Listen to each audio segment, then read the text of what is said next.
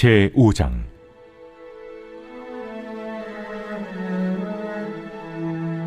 딸 군대여, 너는 때를 모을지어다.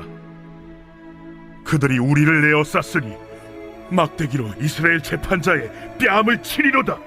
베들레헴 에브라다야, 너는 유다 족속 중에 작을지라도 이스라엘을 다스릴 자가 내게서 내게로 나올 것이라. 그의 근본은 상고에 영원에 있느니라.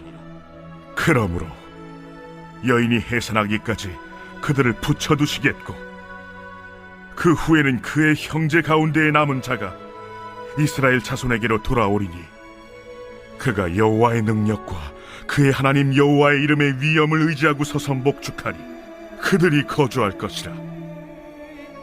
이제 그가 창대하여 땅 끝까지 미치리라. 이 사람은 평강이 될 것이라.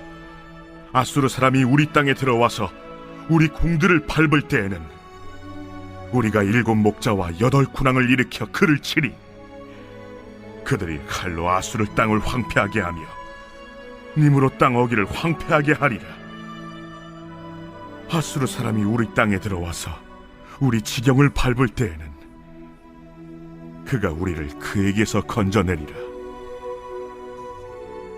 야곱의 남은 자는 많은 백성 가운데 있으리니 그들은 여호와께로부터 내리는 이슬 같고 풀 위에 내리는 탄비 같아서 사람을 기다리지 아니하며 인생을 기다리지 아니할 것이며, 야곱의 남은 자는 여러 나라 가운데와 많은 백성 가운데에 있으리니 그들은 수풀의 짐승들 중에 사자 같고 양떼 중에 젊은 사자 같아서 만일 그가 지나간즉 밟고 찢으리니 능히 구원할 자가 없을 것이라.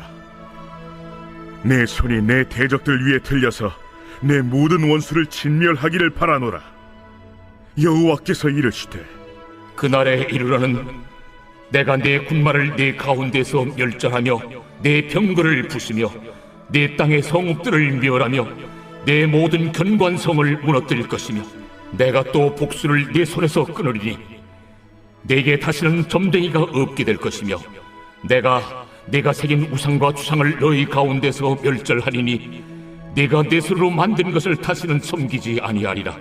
내가 또 내 아세라 목상을 너희 가운데서 빼버리고 내 성읍들을 멸할 것이며, 내가 또 진노와 분노로 순종하지 아니한 나라에 갚으리라 하셨느니라.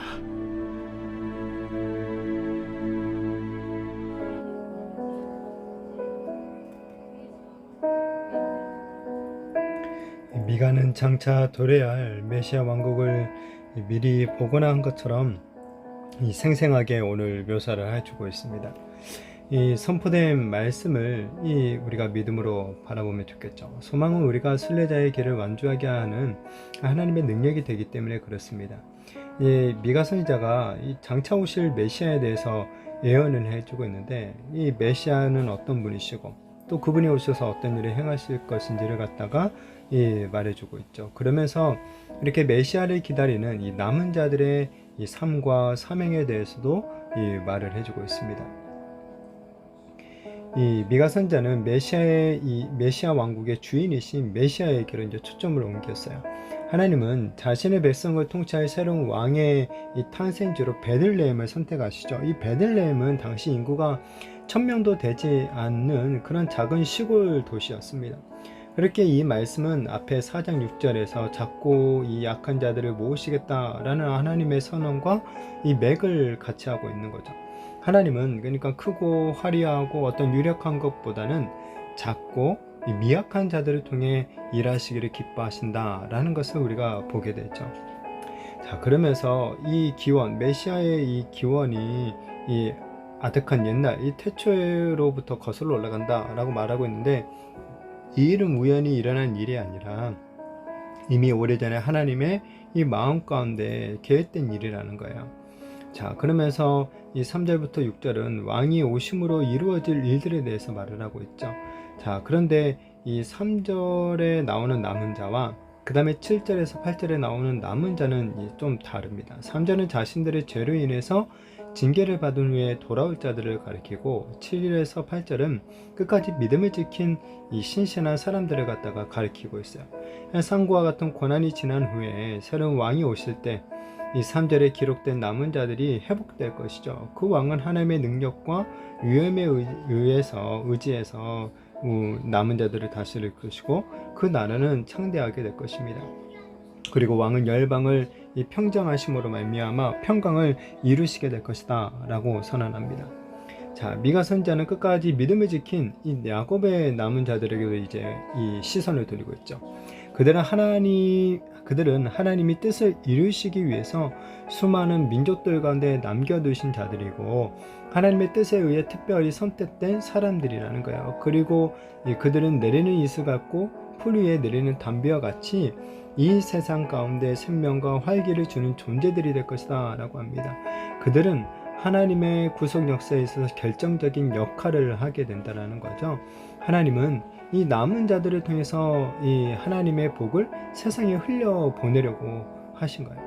야곱의 남은 자들은 사자같이 용맹하고 강해서 모든 대적을 무찌를 것입니다. 그들은 얼마나 강하지 그들이 지나갈 때 이 말살 자가 없을 것이다 라고 얘기를 하고 있죠. 자, 저는 자, 쫓겨난 자, 환난 자들의 이 불과했던 자들을 통해서 이런 놀라운 하나님의 뜻들이, 하나님의 역사들이, 구원의 역사들이 이루어지고 있는 것을 보게 되는 거죠. 자, 하나님은 이스라엘이 의지하는 모든 것들을 제거하실 것이라고 합니다. 모든 무기와 말과 병거를 부수시고 성벽을 허무실 뿐만 아니라 그들이 의지할 가능성이 있는 이방들까지도 멸절하실 것이다 라고 합니다. 모든 우상과 거짓 선지자와 점쟁이들 역시 진멸의 대상들이 되죠. 하나님은 끝까지 순종하지 않고 자신을 거역하는 자들에게는 진노와 분노로 갚아줄 것을 갖다가 경고하십니다. 하나님은 당신의 나라를 세우시고 그 백성을 통해 뜻을 이루시기 위해서 그들을 깨끗게 만드시는 거예요. 더러운 자들은 하나님 나라에 결코 들어갈 수가 없는 거죠. 시키지 않는 자들, 이 하나님의 도구가 될 수가 없는 것입니다. 정말 우리의 삶에서 이 제거되어야 될 것들이 없는지 우리 자신을 우리가 돌아봐야 되겠죠. 우리 하나님의 쓰임받기에 합당한 그런 거룩하고 이 깨끗한 자들이 되었으면 좋겠습니다. 자, 어떤 왕의 통치를 받느냐에 따라 그 백성들의 운명은 달라지게 됩니다. 그래서 우리가 정말 지도자를 선출하는 데 있어서 우리가 정말 많은 고민을 하고 우리가 정말 이 시간을 들여서 알아보고 그러는 거죠. 이 지도자를 잘 뽑아야지 결국 우리 국민들의 이 삶이 평안해지기 때문에 그런 거예요. 자, 우리의 왕, 근데 우리 성도들의 왕은 누구십니까? 평화의 왕이시고 아주 강한 왕이시고 무엇보다도 그 백성들을 한없이 사랑하시는 이 왕이 되시는 거죠. 그렇기에 우리는 이 소망이 있는 백성들이라는 거예요. 우리 모두가 깨끗하게 되어서 정말 우리의 왕이신 예수님의 뜻을 이루어 드리는 그런 남은 자들이 되었으면 좋겠습니다.